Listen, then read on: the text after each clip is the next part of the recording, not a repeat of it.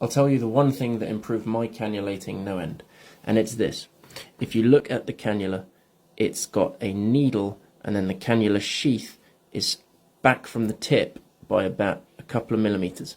So what people often do is they'll get the bevel in and it'll have flashback in the chamber, but the cannula itself is not yet in the vessel.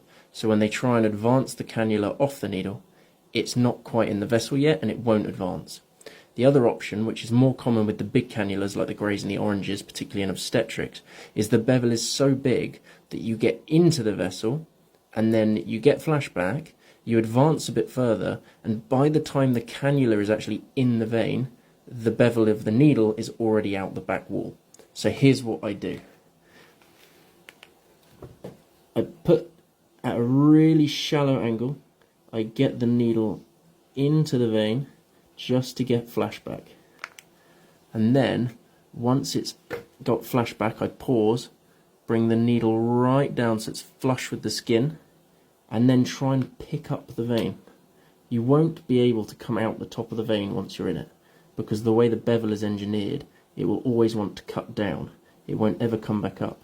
And if you do that, if you try and pick up the vein, you'll find that you can then slide forward into the vein without going out the back wall. And it'll feel strange, it'll feel like you're going to rip the vein out the top of the skin, but it won't, I promise you. And just by lifting, it then allows you to advance forward, and then you can slide the cannula forward and take your needle out.